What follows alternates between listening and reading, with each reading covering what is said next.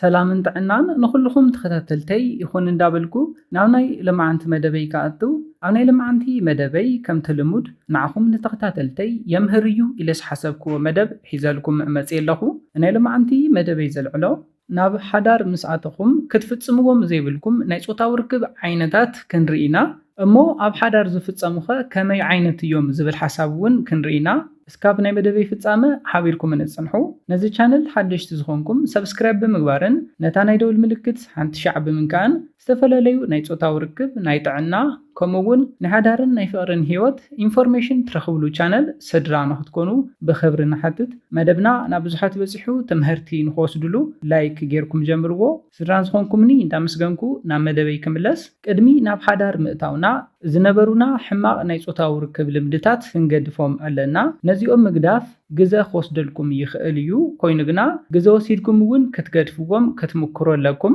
ነዚ ምስ ረኣና ኣብ ሓዳር ዝረኣዩ ዝተጋግዩ ናይ ጾታዊ ርክብ ዓይነታት ክንርኢና እቲ ቀዳማይ ናይ ዝሙት ጾታዊ ርክብ ንብሎ እዩ ዝሙት ክንብል እንተለና ዝተጋግየ ነገር ከም ዝኾነ ይፍለጠና እዩ ብዙሓት ሰባት ግና ንዝሙት ከም ኖርማል ነገር ቆፂርና እንዳፈጸምናዮ ንርከብ ኣብ በዓልቲ ቤተይ ዘሜ ዘይኮነስ ዝተፈላለዩ ምኽንያታት ኢና ነቐርብ ንኣብነት ኣይተረድአንን ሪሕቓትን እያ ሪሕቑን እዩ ተባኢስና ኢና ሰላም የብልናን ተረሓሒቕና ኢና ዝብሉ ምኽንያታት ኢኹም ትደርድሩ ነዞም ፀገማትኩም ከይፈታሕኩም ናብ ካሊእ ምኻድኩም ግና ጌጋ እዩ እዚኦም ምኽንያታት ኢኹም ተቐርብዎም ኮይኑ ግና ንፀገምኩም ክትፈትሕዎ ሞክሩ እምበር ናብ ዝሙት ምኻድ ጌጋ እዩ ሓዳር ሪስፖንሲቢሊቲ እዩ ሓላፍነት ማለት እዩ ሰብኣይ ንሰበይቱ ሰበይቲ ድማ ንሰብኣያ ሓላፍነት ኣለዋ ከመያየጡ ኣለዎም ስምዒቶም ክገላለጹ ኣለዎም ተሓጓሶም ሼር ክገብሩ ኣለዎም ሰብኣይ ንሰበይቱ ሰበይቲ ድማ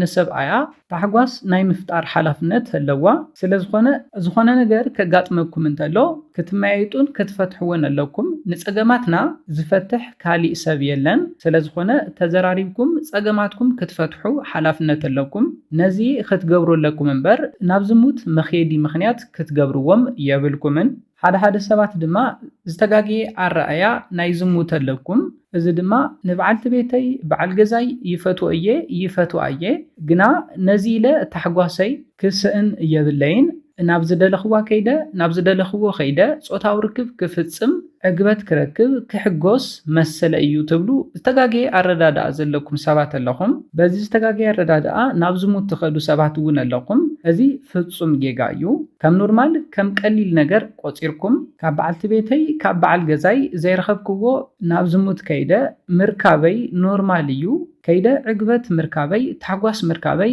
እንታይ ፀገም ኣለዎ ትብሉ ዝተጋግየ ኣረዳድኣ ዘለኩም ሰባት ኣለኹም እዚ ድማ ምስ ፈጣሪኻ ምበኣስ ዓለማዊ ህይወትካ ጥራሕ ምፍታው እዩ ኣብ ፀገማ ኣብ ታሕጓሳ ምስኣ ክኸውን ኢልካ ቃልኣቲኻ ዝተመርዓኻያ በዓልቲ ቤትካ ክሒድካ ምስ ፈጣሪኻ ምበኣስ እዩ ካብ ቃል ፈጣሪና ወፂና ክንነብር እንተለና ድማ ምስ ፈጣሪ እንዳተባኣስና ንነብር ከም ዘለና ክንፈልጥ ኣለና ካብቲ ናይ ዝሙት ታሕጓስን ዕግበትን ዝተባረኸ ህይወት ዝተባረኹ ውላዳት ወሊድኩም ምስ በዓልቲ ቤትካ ናብ ዓብይ ነገር ምብፃሕ ንደቅኻ ናብ ልዑል ደረጃ ምብፃሕ ስለዝዓቢ ጌጋ ከም ዝኾነ እውን ፈሊጥኩም ነዚ ነገር እዚ ክትገድፍዎ ኣለኩም ነዞም ኩሎም ነገራት ዝሙት ከስእነኩም ስለዝኽእል ካብ ዝሙት ረሓቁ ኣብ መበል ካልኣይ ንሪኦ ኣብ ሓዳር እንዳሃለኹም ዝግበር ናይ ጾታዊ ርክብ ጌጋ ድማ ናይ ጾታዊ ርክብ ፊልምታት ምርኣይ እዩ ኣብ በይንኻ ክኸውን ይኽእል ምስ በዓልቲ ቤትካ ክኸውን ይኽእል ናይ ጾታዊ ርክብ ፊልምታት ክትርኢ የብልካን እዞም ፊልምታት ሓቅነት ዘይብሎም ካብ ሓቂ ዝረሓቁ ፊልምታት እዮም ኣብዞም ፊልምታት ክትፍጽምዎም ዘይብልኩም ምንቅስቃሳት ትርኢኹም ክትምክርዎም እውን ስለትደልዩን ብተወሳኺ ድማ ኣብዞም ፊልምታት ዘለው ጻንሒት ሓቂ እንዳመሰለኩም ብዛዕባኹም ዝተጋግየ ኣረኣያ ክህልወኩም ክገብረኩም ስለዝኽእል ነዞም ፊልምታት ክትርእዩ የብልኩምን ስነ ኣእምራዊ ጉድኣት ናይ ኮንፊደንስ ምቕናስ ከስዕበልኩም ይኽእል እዩ ኣብዚ ፊልም ዝረኣኽሞ ወዲ 40-50 ደቂቕ ጸኒሑ ኣነ ደኣ 2-3 ወይ ድማ 4 ደቂቕ እየ ዝጸንሕ እሞ ሰበይተይ ደኣ ዘይዕግባ ዘለኹ ኢልኩም ኮንፊደንስኹም ንኽወርድ ይገብር እዩ ኮንፊደንስኹም እንተወሪዱ ድማ ኣብ ናይ ጾታዊ ርክብ ጻኒሕትኩምን ኣብ ናይ መጥለኹም ደው ናይ ምባል ፀገም ከብፅሕ ስለዝኽእል እዚ ድማ ናብ ናይ ጾታዊ ርክብ ስንፈት ከብፅሐኩም ይኽእል እዩ ስለዝኾነ ካብ ናይ ጾታዊ ርክብ ፊልምታት እውን ክትርሕቁ ኣለኩም ኣብ በይንኻ ይኹን ምስ በዓልቲ ቤትካ ነዞም ናይ ጾታዊ ርክብ ፊልምታት ፈጺምካ ክትርኢ የብልካን።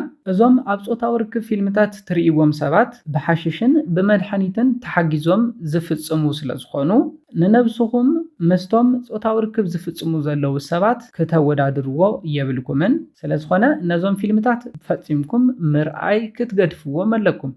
ኣብ መበል ሳልሳይን ናይ መወዳእታን ንሪኦም ኣብ ሓዳር ዝፍጸሙ ዝተጋገዩ ናይ ጾታዊ ርክብ ዓይነታት ድማ ብመቐመጫን ብኣፍን ዝፍጸሙ ናይ ጾታዊ ርክብ ዓይነታት እዮም።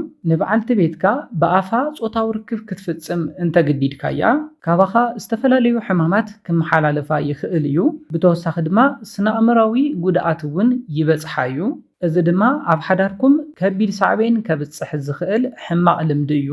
ንኣብነት ኣብ በዓልቲ ቤትካ ናይ ካንሰር ሕማም ክበጽሕ ይኽእል እዩ። ናይ ጉሮሮ ካንሰር ካብ ከምዚ ዓይነት ሕማቕ ልምዲ ዝመጽእ ሕማም ስለ ዝኾነ እዚ ከቢድ ሕማም ከየስዕበላ ብኣፍ ዝፍጸም ጾታዊ ርክብ ፈጺምኩም ክትምክርዎ የብልኩምን።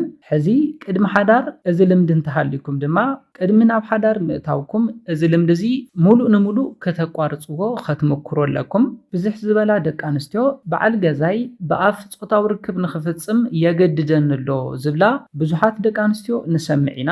ስለዝኾነ ናብ ከቢድ ስነ-ኣእምራዊ ቁልውላውን ናብ ከቢድ ናይ ካንሰር ሕማም ከብጽሓ ስለ ዝኽእል ነዚ ልምዲ እዚ ፈጺምካ ሙሉእ ንሙሉእ ክትገድፎ ኣለካ።